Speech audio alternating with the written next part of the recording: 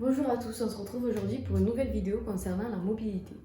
J'ai reçu pas mal de messages qui me demandaient des exercices pour améliorer sa mobilité cheville ou sa mobilité hanche. Du coup, j'ai décidé de faire une vidéo qui regroupe plein de petits exercices. Vous pouvez les faire avant de vous entraîner, donc à l'échauffement, c'est ce que je vous conseille. Après l'entraînement, les jours off, pendant vos séances d'étirement par exemple, un petit peu tous les jours. Sachez que si vous n'êtes pas mobile, je vous rassure, ce n'est pas une fatalité. Si vous la travaillez, si vous entraînez tous les jours un petit peu, si vous vous appliquez pendant les mouvements à essayer d'avoir votre amplitude maximum, vous verrez, ça va venir. Il y a 1 an et demi, moi personnellement, je faisais des demi-squats et aujourd'hui, il n'y a plus aucun souci.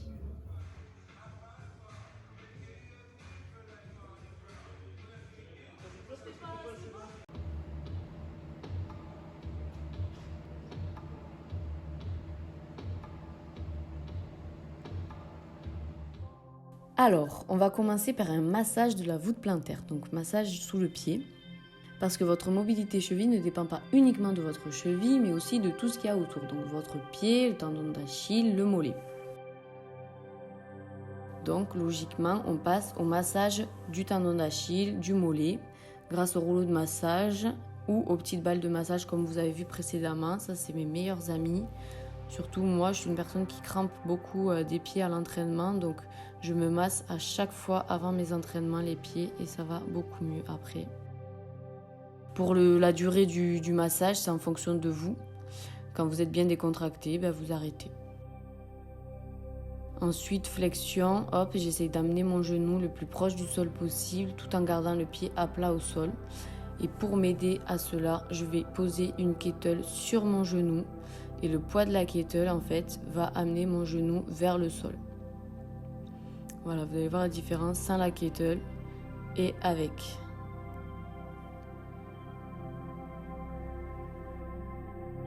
Pour les plus mobiles, vous le faites même exercice mais en position de squat. Voilà, pensez à faire les deux genoux.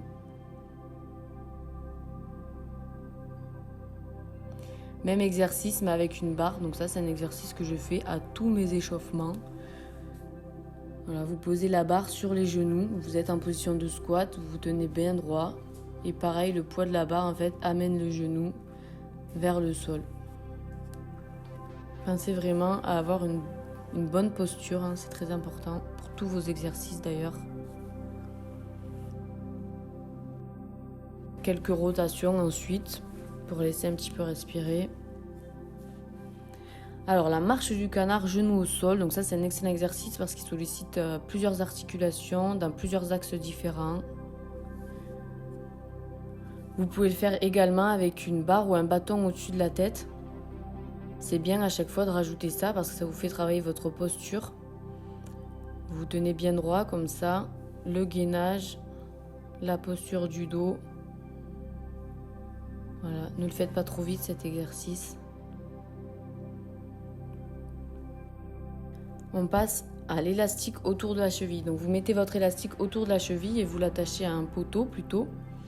Et pareil, vous amenez le genou vers le sol. Vous pouvez également faire des squats, donc vous contrôlez bien les squats, ça sert à rien de les faire vite. Même exercice avec une barre au-dessus de la tête, donc n'oubliez pas de changer de cheville à chaque fois, hein, bien sûr. Toujours pareil, la barre au-dessus de la tête, ça permet de travailler la posture, le gainage. Pour même le quotidien, c'est quelque chose à faire. Les feintes latérales, ça c'est un exercice que j'adore, que ce soit pour l'échauffement ou pendant l'entraînement. Voilà, pendant l'entraînement, je prends une kettlebell ou haltère, je mets au niveau de la poitrine, il faut se tenir bien droit. Si vous commencez à arrondir le dos, prenez moins lourd. Vous allez bien jusqu'au sol, toujours en gardant tout le pied au contact du sol.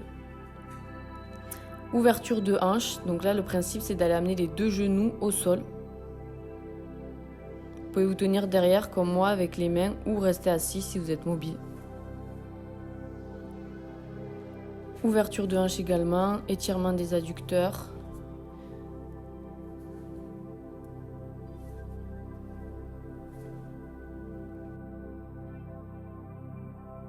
Alors les squats face au mur, ça c'est un excellent exercice pour vous tester.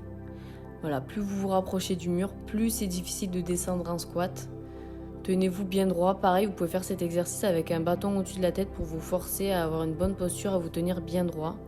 Et là, vous pouvez le faire aussi avec un petit mètre, une petite règle pour voir où vous en êtes. Donc là, vous mettez en position de squat et en fait, vous mettez vos coudes à l'intérieur, au niveau de vos genoux et vous poussez vos genoux vers l'extérieur. Voilà, vous vous tenez bien droit.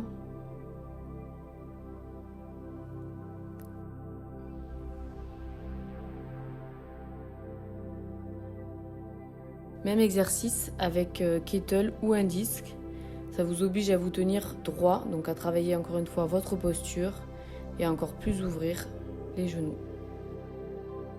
Ça, c'est un étirement que j'aime beaucoup. Il m'étire le psoas, qui est un muscle. S'il est trop tendu, vous allez avoir du mal à être mobile. Et en plus de ça, c'est l'ouverture de la cage thoracique. C'est un entraînement pareil que je fais à l'échauffement. Il n'y a aucun problème, vous pouvez vous étirer à l'échauffement tant que les étirements sont courts.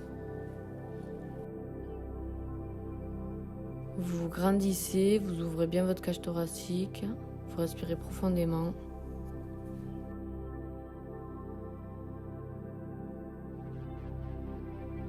Et on finit par le test, donc la mesure, vous mettez 1 mètre ou une règle et vous mesurez où vous en êtes. Donc c'est pareil ce que je disais tout à l'heure avec le squat face au mur. Comme ça par exemple, une fois par semaine, vous pouvez mesurer et voir si vous êtes amélioré. Et voilà, j'espère que cette vidéo vous aura plu. Si vous avez des questions, n'hésitez pas, toujours, posez-moi les questions en commentaire, j'y répondrai. Et si vous avez des envies de sujets d'autres vidéos, pareil, mettez-les moi en commentaire, je regarderai tout ça et je verrai ce que je peux faire.